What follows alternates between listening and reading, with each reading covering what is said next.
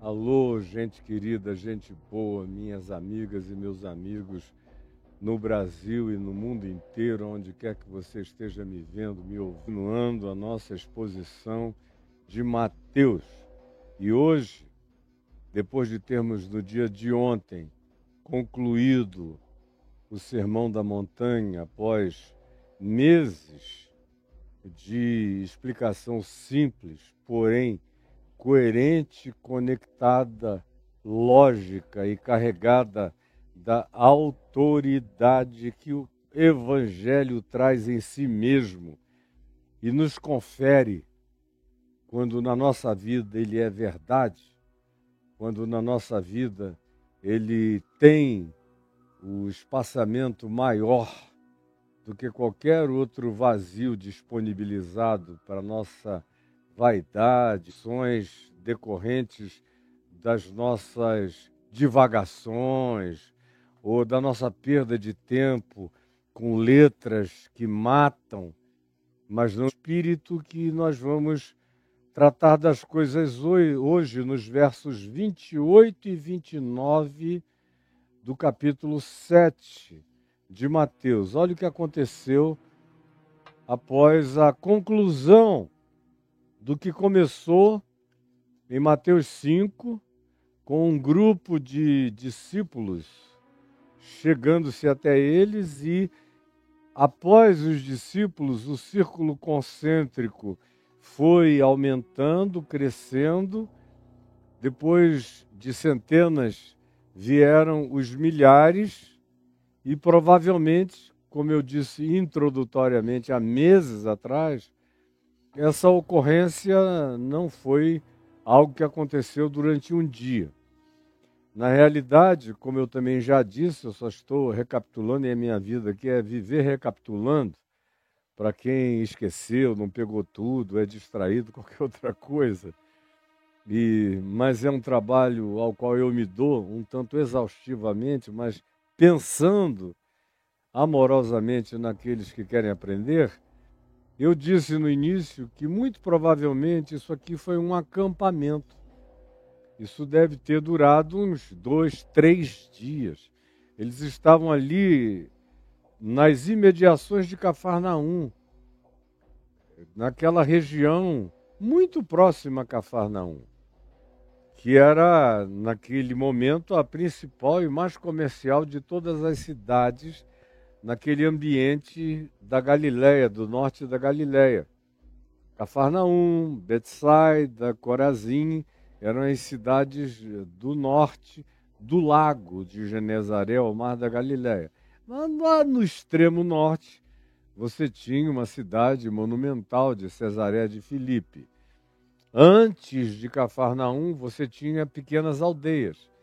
E antes das pequenas aldeias, você tinha Magdala, de onde era Maria Magdalena. E antes de Magdala, uma distância pequena mesmo, de carro é inexpressiva. Você tinha a grandiosa cidade de Tiberíades, que tinha sido dedicada a Tibério, o imperador. Jesus está aqui, portanto, nas imediações de Cafarnaum.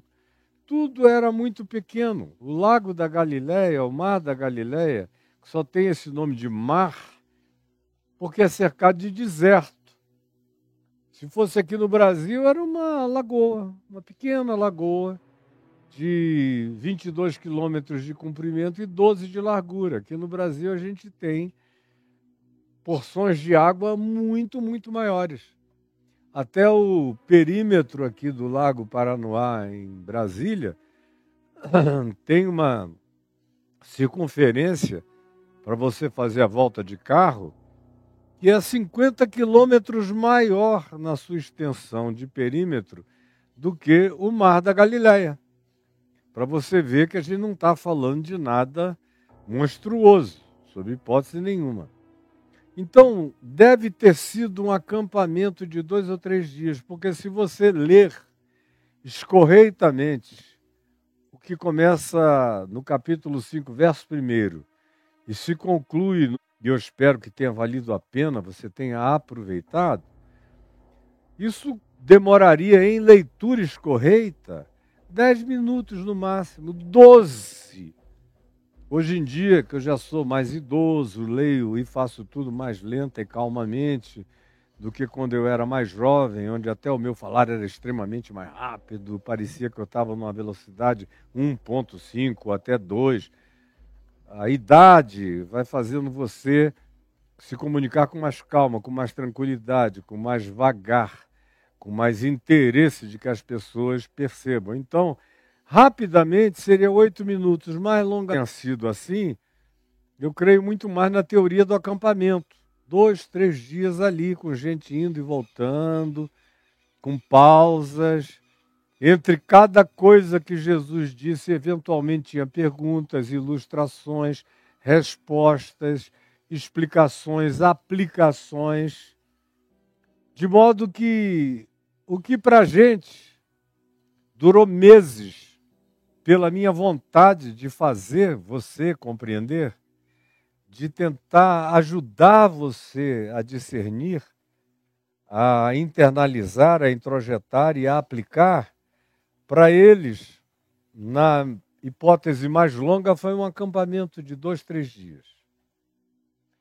Porque a alternativa de Jesus começar a pregar em sequência, isso nem existia. Não fazia nem parte da cultura rabínica.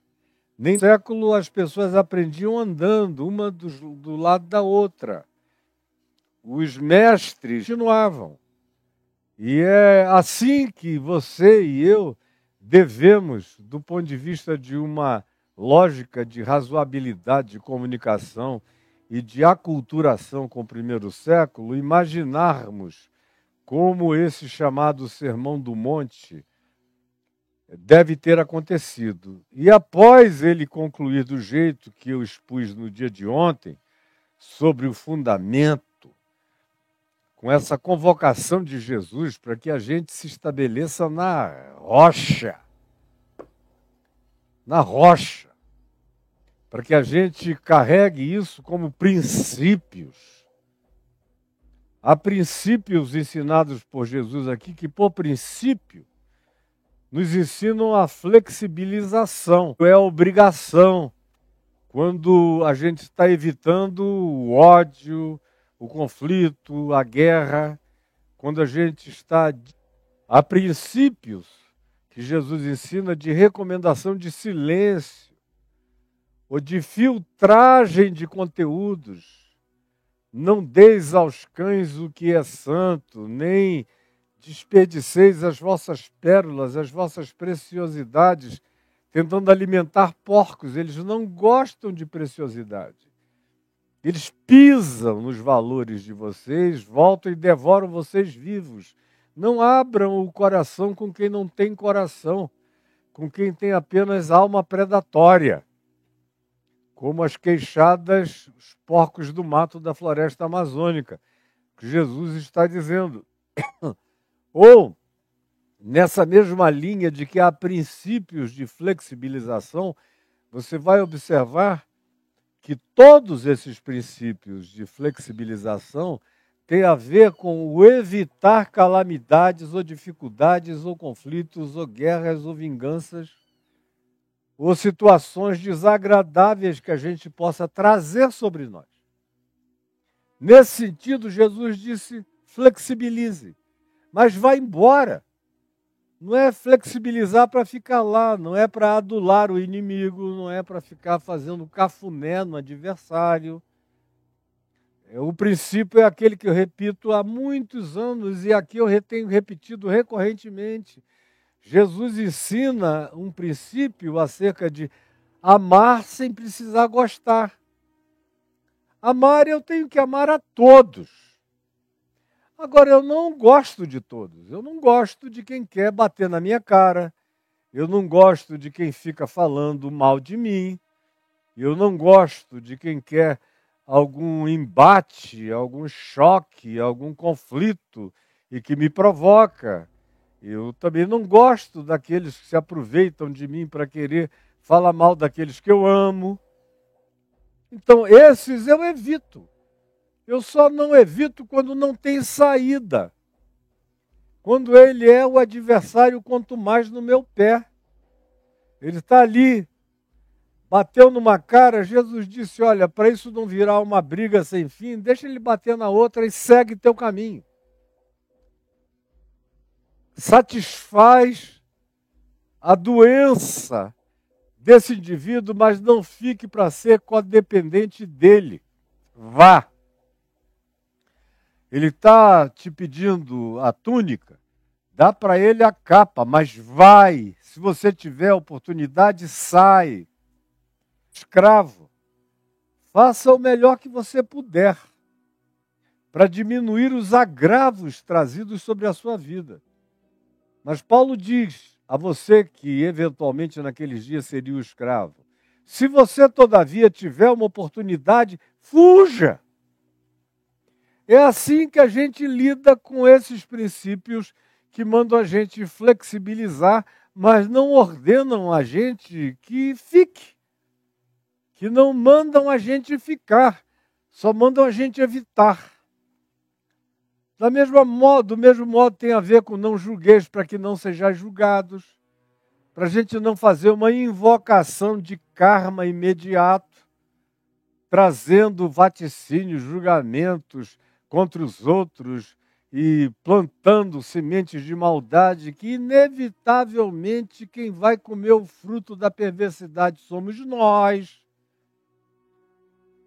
Então, nesse sentido, você encontra algumas flexibilizações dos mandamentos, mas para evitar o mal, o perverso, o vingador, o perseguidor. Não é para a gente ficar ouvindo tolice, se alegrando nela e nem glorificando a nossa resistência de convívio com quem faz o mal, diz o mal, pratica o mal e a gente assiste e diz eu sou superior ao mal, vou ficar assistindo aqui. Com Jesus não foi assim, ele é a nossa chave hermenêutica. Veja como ele tratou aqueles que só se aproximavam para cretinice. Ele ia embora.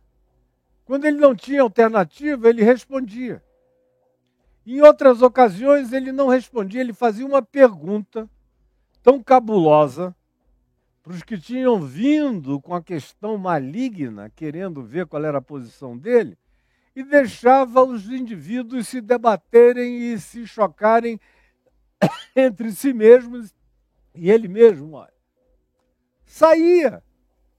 Você só vê Jesus ficar onde tem gente parada para ouvi-lo, aprendendo, querendo crescer, ou desejando ser curada, ou na casa de amigos. Fora isso, ele não faz, ele não fica procurando. Você não vê Jesus frequentando reuniões na periferia para ver ali se alguém gosta dele de algum modo, em algum momento. Você não encontra isso aqui. E nenhum de nós é chamado para viver assim, nenhum de nós. Os mandamentos, portanto, que todos se voltam para um ponto só que tem a ver com amor. Amor que acolhe, amor filéu, amor fraterno, amor de amigos, amor de compaixão, amor de misericórdia, amor de solidariedade, amor sublime, que é aquele que, apesar de tudo e contra tudo, eu suporto até ter a melhor hora para eu sair. Mas se eu puder sair, eu devo sair, do contrário, eu me torno cúmplice daquilo que é maldade e envenenamento e vou acabar me tornando envenenado pelo veneno dos outros. E Jesus não ensina nada disso, não há um pingo de sadomasoquismo no ensino de Jesus em nenhuma perspectiva. Nem ele tenta pairar sobre a maldade humana. Ele a atravessa. E ensina a gente a suportá-la e ensina a gente a deixá-la. Sempre que a gente puder, deixá-la o mais rápido possível. Depois de ensinar esses princípios todos, e de chamar a gente para a verdade, para a sinceridade, para a confiança no Pai. O Pai que sabe, o Pai que é nosso, o Pai que é de todas as criaturas universais de quem toma o nome, toda a família, tanto nos céus quanto na terra. o Pai de todas as misericórdias, o Pai para quem a gente pede, para nós mesmos ouvirmos o nosso pedido e nos comprometermos em fé com a nossa própria oração, porque Jesus diz: o vosso Pai Celeste sabe o que necessitais antes que lhe o peçais, de tal modo que eu oro a Deus, muito mais por uma razão de introjeção da minha consciência de fé, acerca do meu compromisso e da minha certeza de quem Deus é como Pai para mim. Mas é Jesus quem diz: não useis de vãs repetições, nem de mecanizações, fujam das plasticidades, fujam das demonstrações de espiritualidade de persona, fujam daquela tentação de dizer: eu vou lá só para todo mundo me ver, para ver que eu estou presente, para ver que eu apareço, para ver como eu oro, para ver como eu jejuo, para ver como eu esmolo, para ver como eu sou tão bom, como a minha bondade é maior do que a maldade deles. Jesus diz: não faça isso não, entre no seu quarto, faça as coisas de tal modo que a sua mão esquerda não saiba o que a direita fez. É assim que, num resumo ultra resumido, esse Sermão do Monte nos ensina a viajar, a pensar, a entender, a concluir e a praticar. Aliás, a palavra mais repetida aqui, sendo como expressão literal, ou sendo como ensino prático, é aquilo que tem a ver com praticabilidade. Tem a ver com a prática. Evangelho é prática, não é discurso. É para viver, é para encarnar. Como tem um texto meu aí no caiofabio.net, se você procurar lá na lupinha, escrever a palavra cardápio, você vai encontrar um texto antigo, acho que de 2003, 2004, por aí, que diz: não é para conhecer o cardápio, é para comer a comida. Se referindo ao Evangelho. Tem muita gente que vive só do conhecimento do cardápio. São aquelas pessoas que param na porta dos restaurantes e decoram os cardápios todos e não entram em lugar nenhum. Parece que são os que comem cardápio. É claro que a maioria das vezes a pessoa olha ali antes para ver se pode pagar pelo que está sendo oferecido. Mas eu conheço gente que não está com fome, que não tem intenção de entrar, que não tem dinheiro para comprar, que não está com vontade de comer, que não tem nada, mas tem mania de parar e ler o cardápio. É quase um toque. E no ambiente religioso, esse toque é quase universal. O cara vai para a escola dominical para conhecer o cardápio. Não é porque esteja com fome, com sede, queira devorar o Evangelho, absorver o alimento, comer a comida de Cristo Jesus, comer a carne, beber o sangue, comer a vida, se tornar um com Ele, como ele diz em João no capítulo 6. Não. É só decorar o cardápio. A maioria das pessoas que me dizem, inclusive, eu fui para o seminário, são as pessoas que me procuram mais atoladas na lama das suas próprias confusões do que a maioria delas. Elas vão para o seminário até mais simples de mente, saem de lá com complexificações horrorosas, dúvidas enormes para todo lado, e tem alguns que até se tornam mestres depois somente para semear dúvidas e não edificações. Eles não edificam o coração de ninguém. Eles só transferem as suas dúvidas para os outros. Porque é gente que só quer aprender o cardápio, mas não quer se alimentar da verdade do Evangelho. Aí os versos 28 e 29, aqui do capítulo 7, encerram assim: quando Jesus acabou, preste atenção, quando Jesus acabou de proferir, de dizer, mas eu gosto muito da palavra proferir, porque ela é um ferir antecipado, é um cortar. ela carrega a ideia de um bisturi, é um proferir, é algo que ajuda a gente a fazer a autópsia, abre, não é uma discursividade, não. É alguma coisa que entra na gente. É um falar penetrante, é o proferir. Quando Jesus acabou de proferir estas palavras, que começaram lá em Mateus, no capítulo 5, do verso 1 para frente, e você acompanhou comigo. E se não acompanhou comigo, está tudo gravado na minha plataforma no YouTube para você não desperdiçar nada e não ter nunca mais o pretexto de dizer que não sabia porque ninguém te ensinou. Você não tem esse pretexto. Você não tem, você não tem, você não tem. Não tem. Está tudo aí.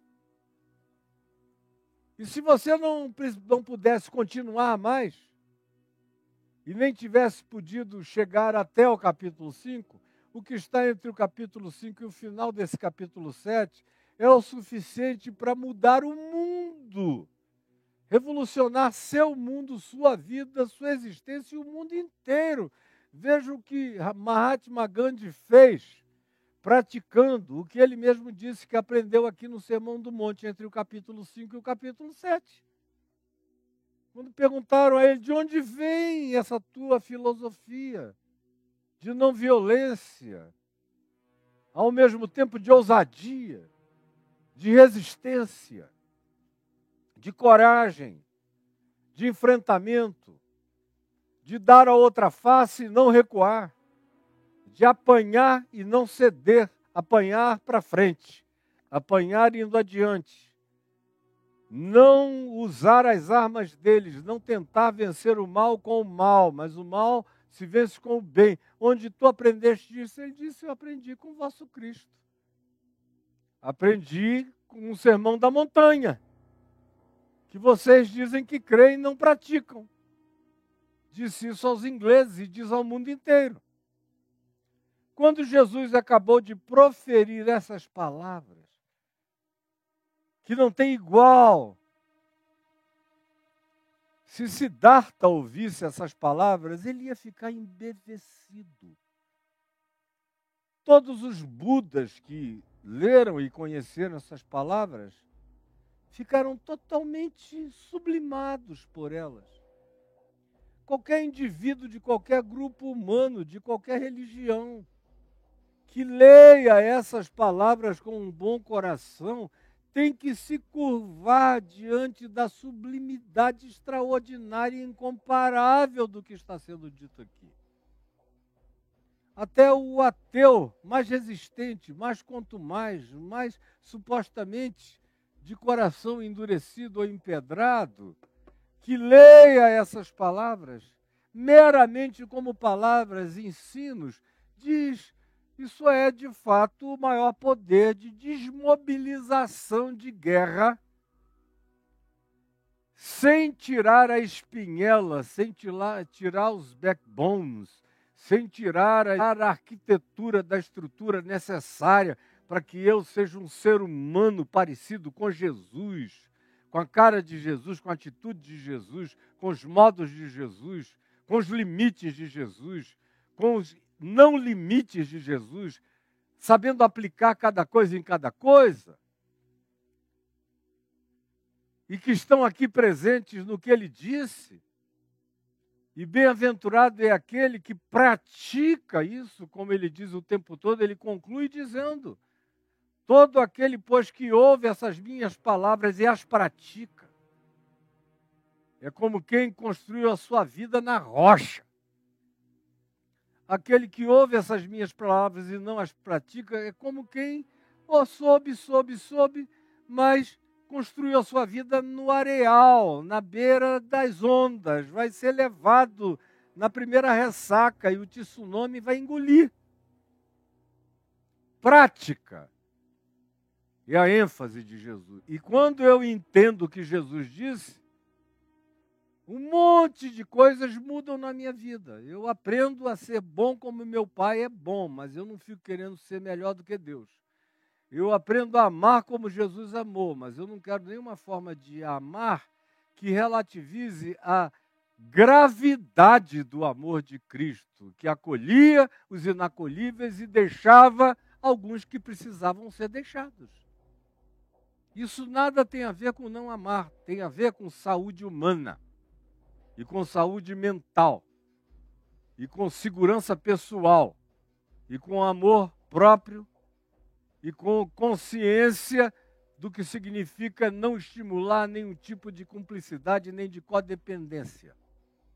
E de não me fazer mal com nenhum tipo de aceitação em relação àquilo com que eu não concordo.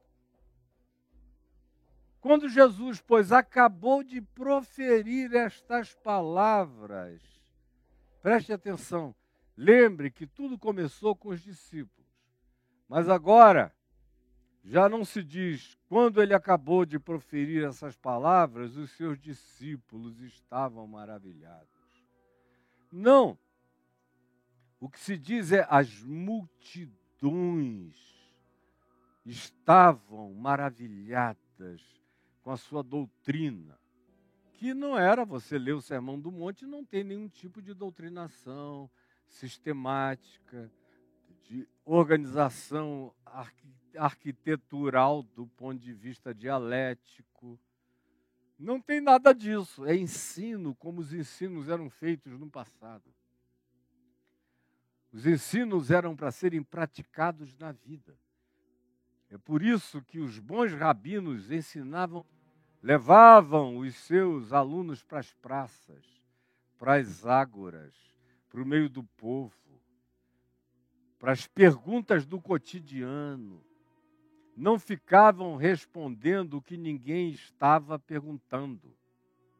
E o que eles davam como propositura de palavra era aquilo que eles sabiam que assolava, acossava, perturbava, molestava os que estavam diante deles todo dia. Eram respostas.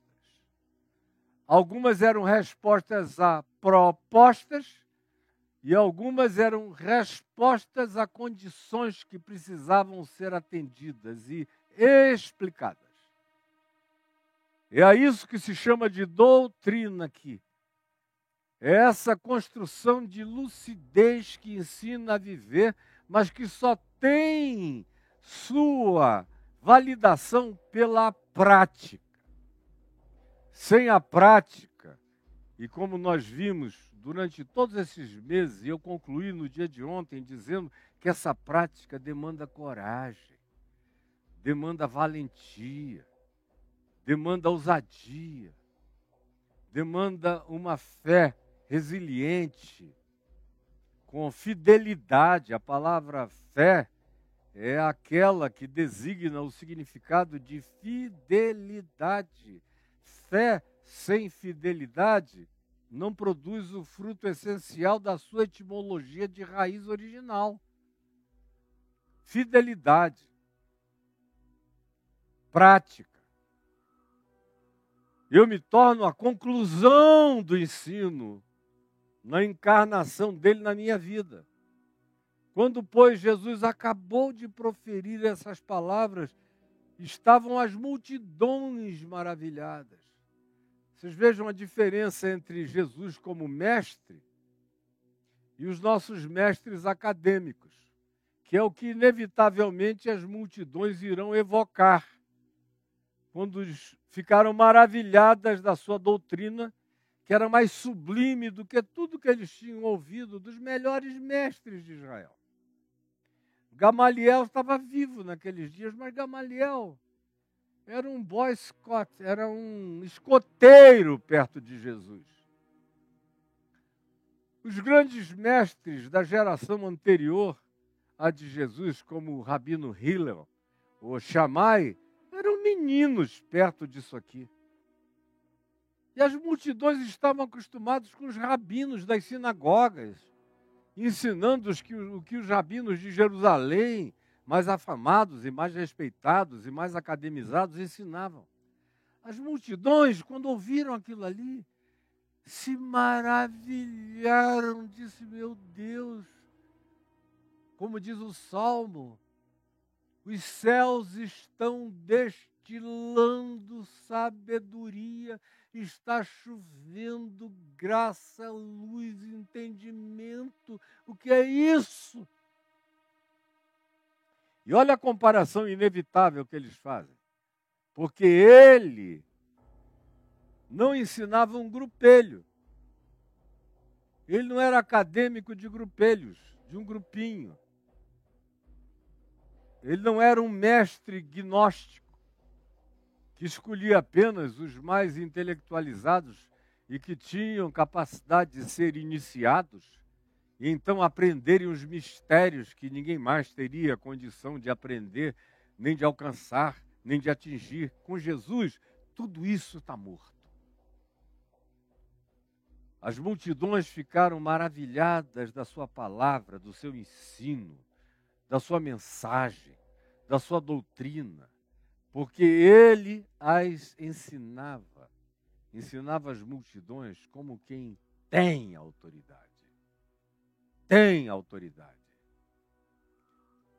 E a autoridade é essa coisa imponderável que procede da junção entre o ensino e a encarnação. É daí que vem a autoridade. Não vem do grito, não vem do tom da voz, não vem da performaticidade. Eu me lembro do reverendo Antônio Elias, que foi um dos meus predecessores na fé, junto com meu pai, me dizendo que quando ele era aluno do Seminário Presbiteriano de Campinas, um dia ele viu o esboço de um amigo dele, onde que o esboço é, até o dia de hoje, para a maioria dos pregadores, o que o cara escreve ali, para ele não se perder durante a mensagem no púlpito. Um papel, 2, 3, 4, dependendo. Tem uns até que escrevem quase a mensagem inteira e leem. Mas outros ficam presos a uma página ou duas. E esse amigo dele botou argumento 1, como entre os presbiterianos tem um exórdio, uma introdução, supostamente para chamar a atenção, é a arte da pregação, a homilética. Sempre achei tudo isso patético, desde garoto. A arte da pregação. Eu nunca quis saber da arte de pregação. Eu sempre quis saber de outra coisa, da palavra em mim. Mas, enfim, cada um é cada um. E o amigo dele fez o exórdio introdutório. Aí, os presbiterianos pregam em geral com 3 pontinhos. E para cada ponto pode ter até 3 subdivisões, sob cada ponto. Se passar de 3 pontos, eles já acham que fica tudo muito confuso e ninguém vai aprender nada. E você não encontra nenhuma dessas coisas em Jesus que vai deixando um assunto levar a outro assunto, é interrompido e responde que foi a interrupção, volta aonde ele quer voltar e continua e prossegue aonde ele quer chegar. Foi assim que eu aprendi com ele, é assim que eu faço com você e farei até o último dia da minha vida. Mas olha o que as multidões que estavam maravilhadas pensaram. Ficaram perplexas porque ele as ensinava como quem tem autoridade. Que é essa junção, é esse casamento, é essa geminação entre o conteúdo, o conceito, que para ser poderoso tem que ser verdadeiro, tem que emanar não da preferência do pregador, como eu disse ontem. Pode ser em meu favor ou pode até ser contra mim, eu só não posso selecionar. Eu não tenho nenhuma prerrogativa de escolher seletivamente o que me agrada.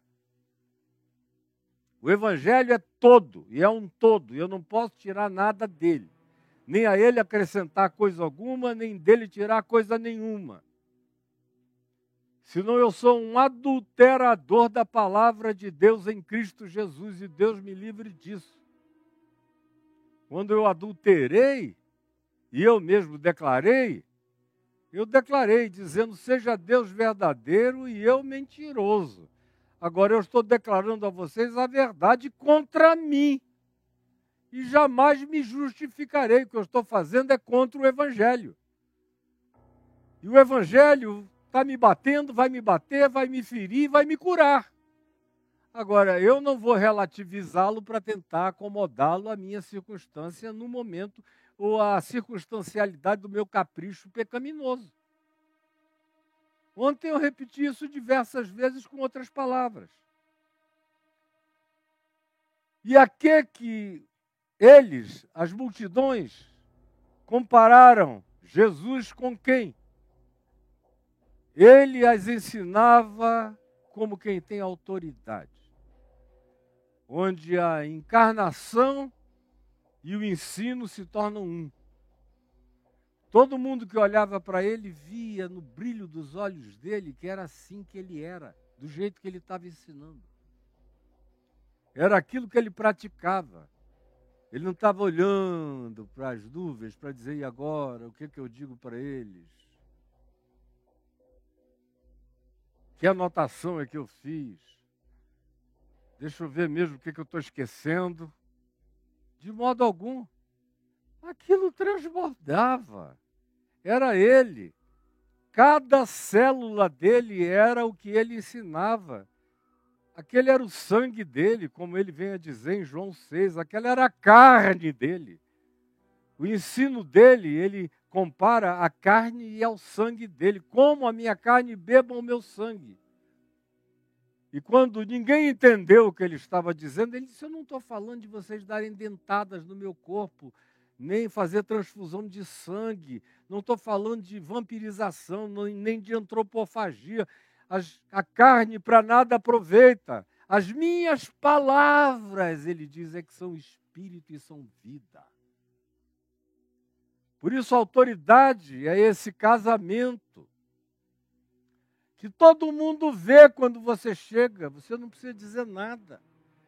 Chega um tempo e um ponto na sua vida que de longe as pessoas enxergam quem você é, o que você carrega, como os seus olhos brilham, até o seu andar, até o seu movimento, até o seu virar de cabeça, a sua observação, o seu silenciar, qualquer coisa, o que você diga e até o que você não diga. E frequentemente o que você não diz é mais veemente do que o que você diz.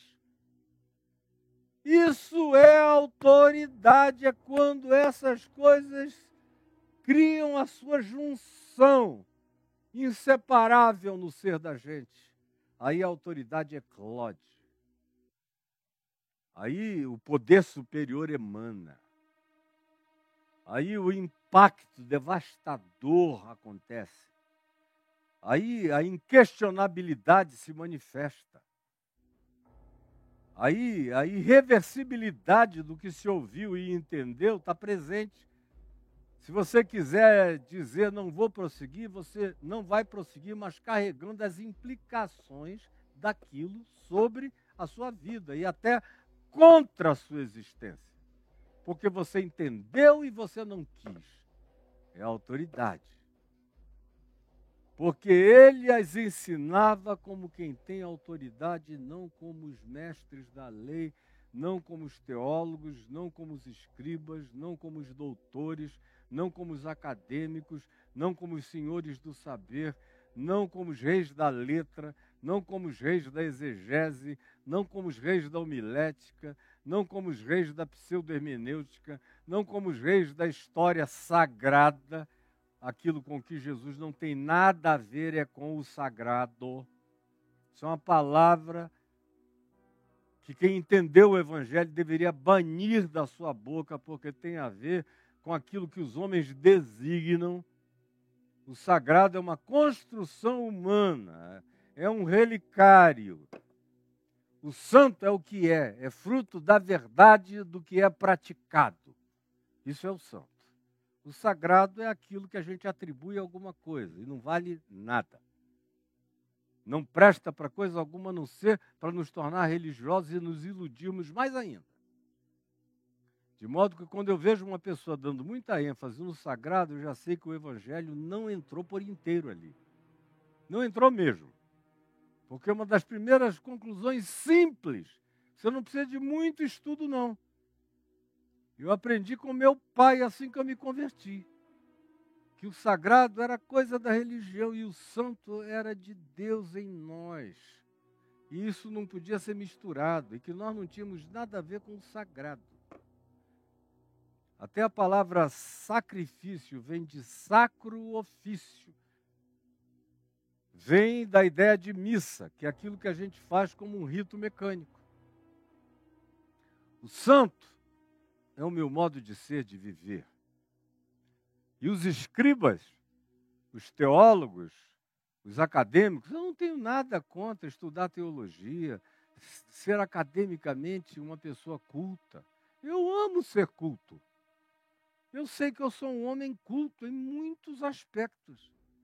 Mas isso não tem nada a ver com qualquer pressuposto sobre o qual eu venha a erigir a minha vida, nem a minha confiança, nem nisso colocar a minha dependência, muito menos ainda qualquer que seja a natureza de jactância. Deus me livre disso.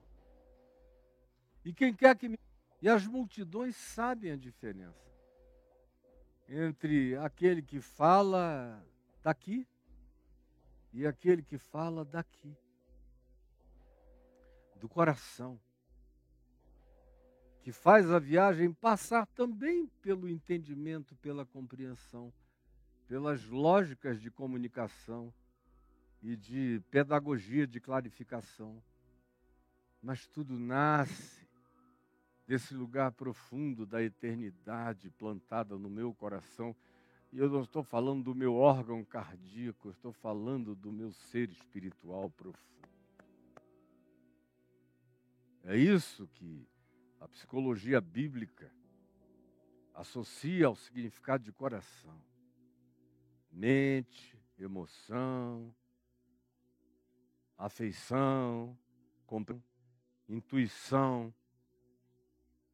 todas as capacidades de captação, de antenamento, de recepção, habitam, designa como coração.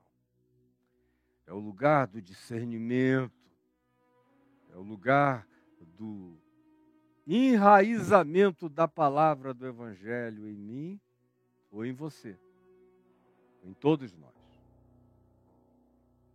As multidões olharam e disseram, meu Deus, a gente está cercado de religioso.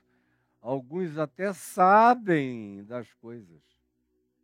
Alguns até ensinam alguns princípios interessantes. E há uma multidão enorme que só repete.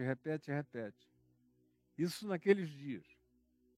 Nos dias de hoje, não há mais nem quem repita, não há nem piores e mais devastadores de qualquer natureza de informação ou de intelecção ou de academia. Tem alguns poucos ainda, com o joelho do chão, a oração, o temor do Senhor, a espiritualidade, a vida com Deus, a vida no íntimo, a resposta a Deus, não de maneira pública, plástica ou como uma persona observável, mas no interior do ser, no quarto fechado, na busca de coerência pessoal, para que o resto da vida seja apenas uma frutificação natural daquilo que eu sou, e não daquilo que eu elaboro e apresento para consumo externo e artificial dos outros. Essa é toda a diferença. E você só não sabe a diferença se não quiser. Como eu vejo muita gente que me diz, não, eu sei que a igreja que eu frequento, com o pastor que tem lá, eu sei que ele é mentiroso. Eu já ouvi isso milhares de vezes. Eu sei que ele é mentiroso, eu sei que ele trata mal a mulher. Eu sou amigo da filha dele. A filha dele odeia ele. Mas ele é um bom gestor de cultos. Ele tem uma capacidade de comunicação que aquilo vive cheio. Eu gosto do louvor, eu gosto da bateria, eu gosto do baixo, eu gosto do contrabaixo, eu gosto do espetáculo, eu gosto do show.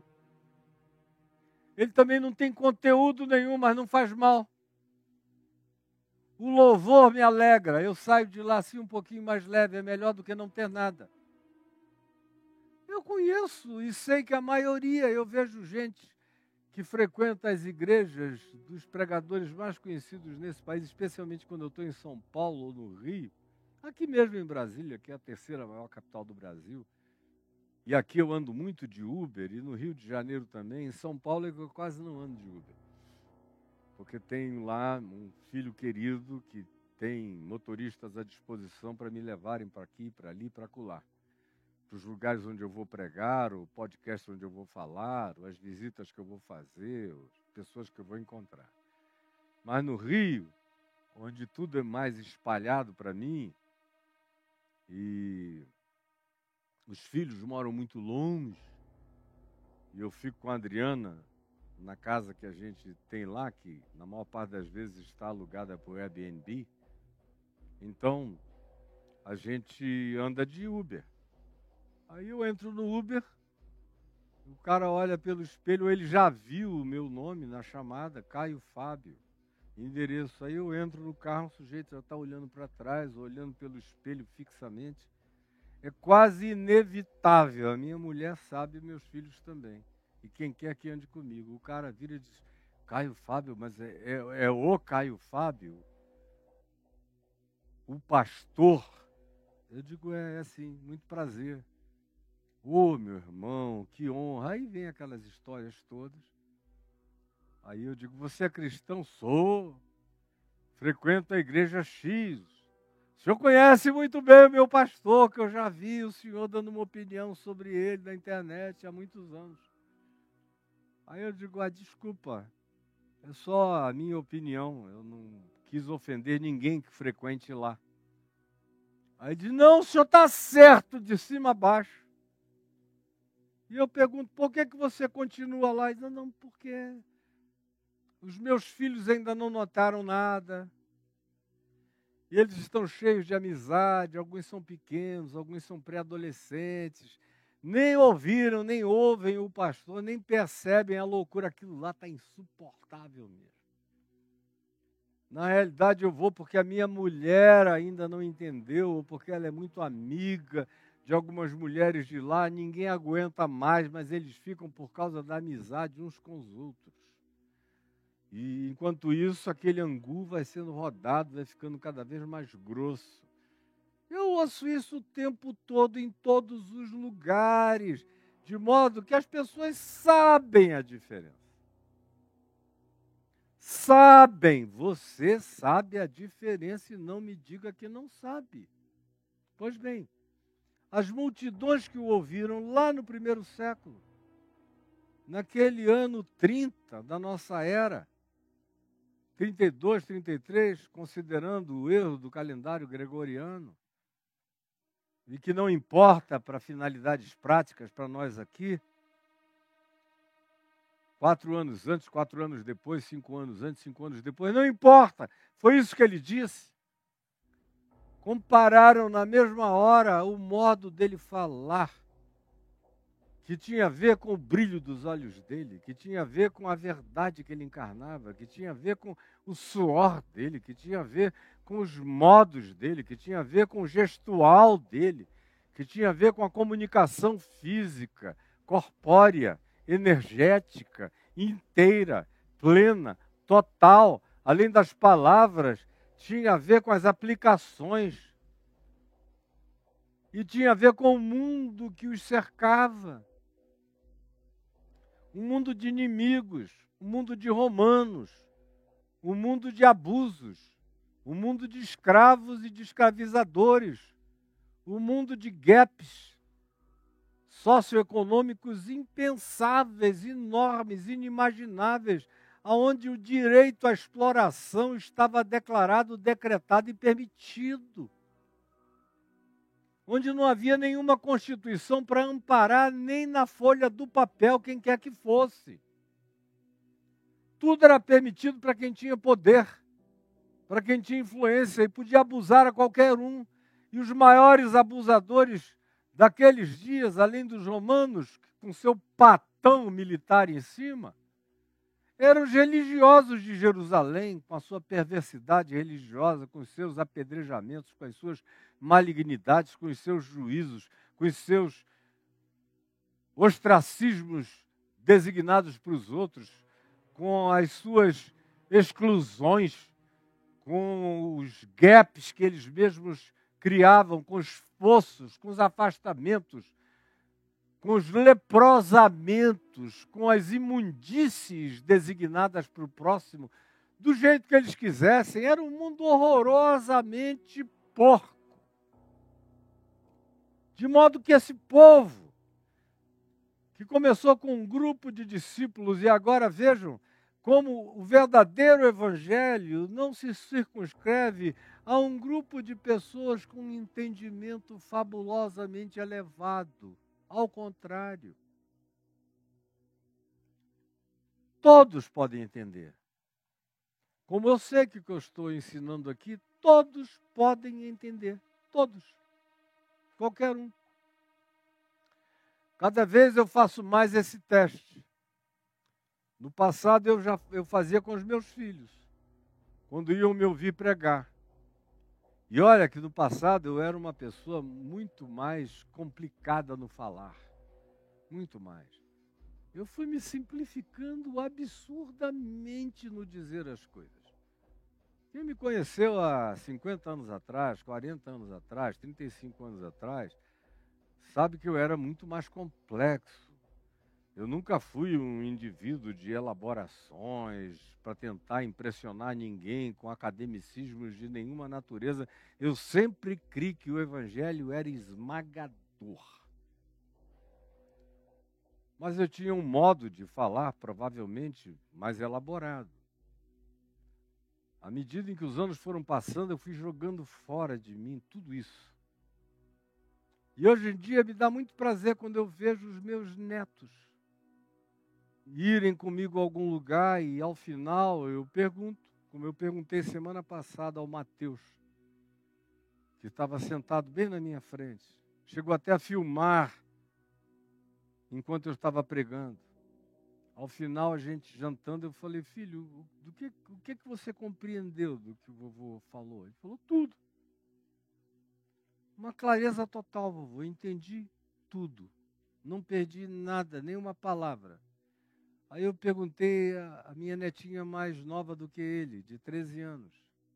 E você, meu amorzinho, o que você entendeu? Ela falou, eu acho que eu entendi 70%, 75% de tudo. E possivelmente o que ela não entendeu foi por causa de qualquer distração adolescente dela, por alguma razão. Mas eu vi que os olhinhos dela estavam lá, e de vez em quando ela ficava com os olhos absolutamente possuídos de interesse.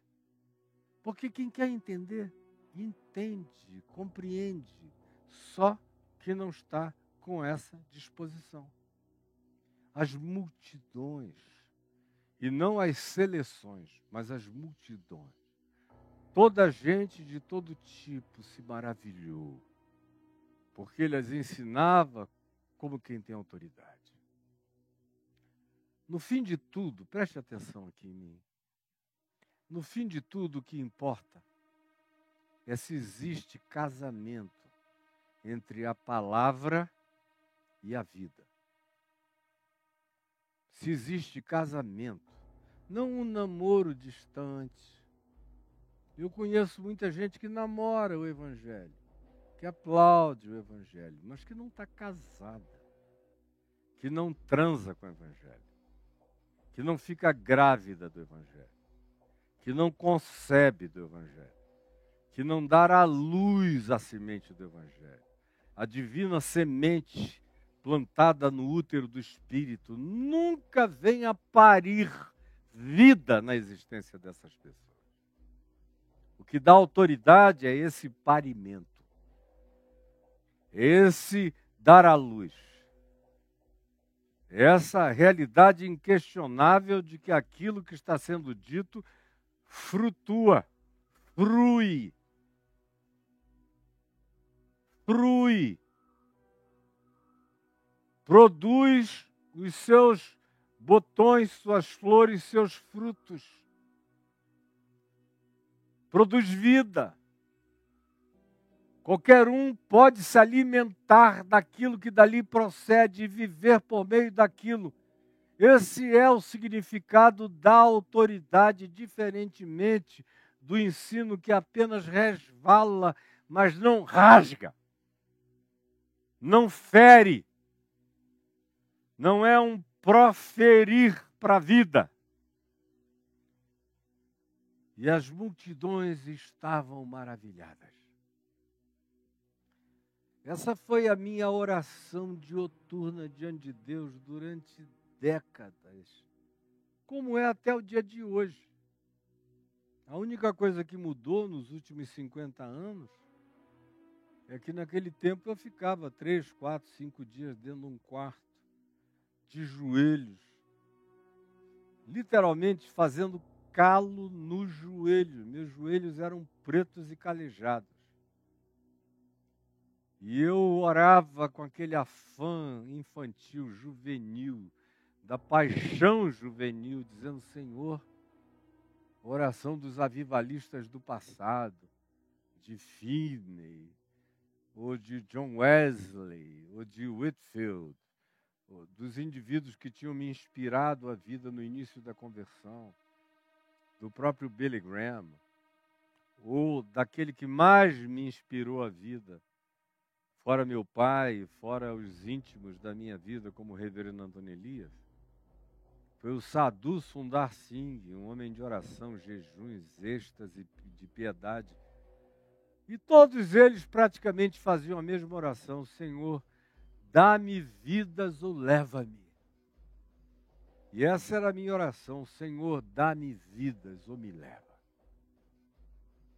Porque se não for para que eu gere muitas e muitas milhões de vidas em teu nome nesse mundo, me leva daqui. Eu continuo a ser assim, eu só me tornei um homem maduro, pacificado, tranquilizado, experiente no Espírito Santo. Eu estou vendo aqui um determinado atraso, um delay de internet ali no meu preview, que eu espero que seja um defeito só meu aqui, que não seja algo que esteja acontecendo com vocês aí. Eu não tenho como ler nada, a não ser que alguém escreva aqui no TikTok ou no Instagram. Tá ruim. Tá ruim. Agora eu só espero que não tire a autoridade. Porque imagem ruim eu até tolero. Eu não posso suportar é como o dia de ontem estava, com um som horroroso. Porque nem me ver não importa. Agora, me ouvir com clareza me importa absolutamente. Porque é da palavra mais do que da imagem que vem a autoridade. E é a absorção dela. Você pode sentir isso até pela energia da minha voz e do meu coração, do meu ser e da expressão total do que de mim procede. E olha que eu sou uma fagulha, um vagalume disso aqui. Aqui em Jesus você tem a luz absoluta de todas as coisas. E como isso está ruim, a transmissão está ruim, eu não quero insistir no ruim. A gente há de ter saúde, vida e recursos para melhorar as capturas e melhorar o equipamento. O equipamento aqui está todo estragado. O equipamento está sem autoridade. Mas eu carrego a autoridade do Evangelho e sei que ela está chegando até você. Aqui, agora e já.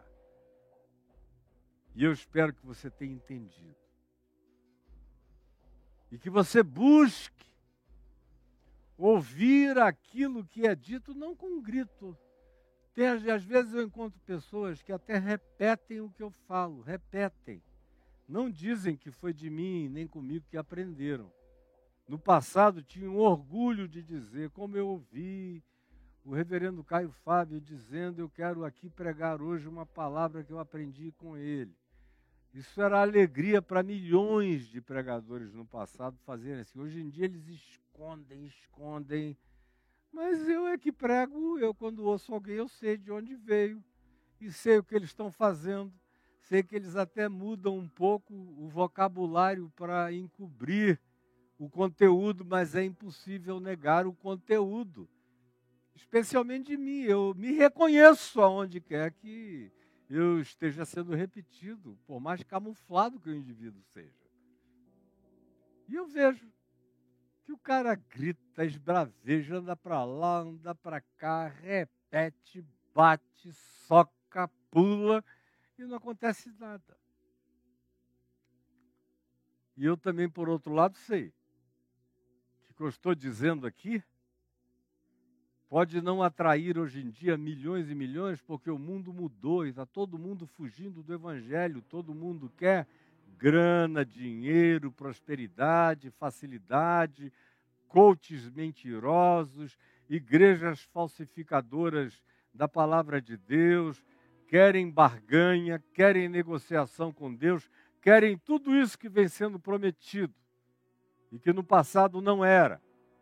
E são poucos. A porta cada dia é mais estreita e o caminho mais estreito, e são poucos os que acertam com ela, mas os que buscam e encontram, e os que encontram estremecem de cima a baixo com a verdade do Evangelho.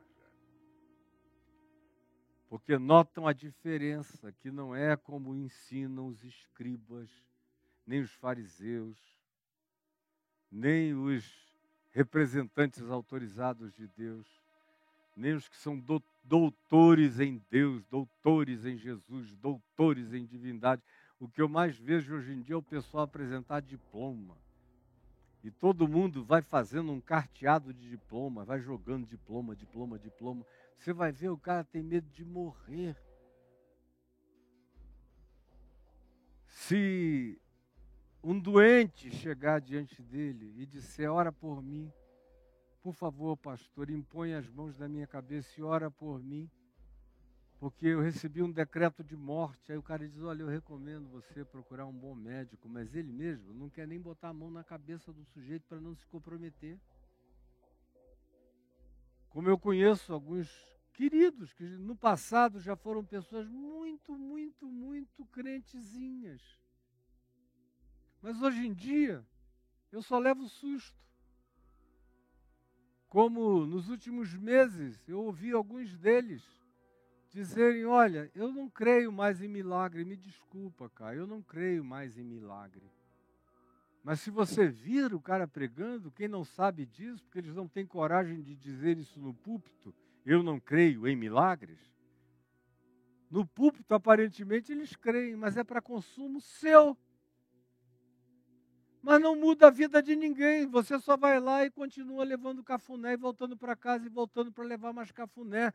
A vida não é transformada porque não tem coerência, não tem casamento entre a palavra e a vida.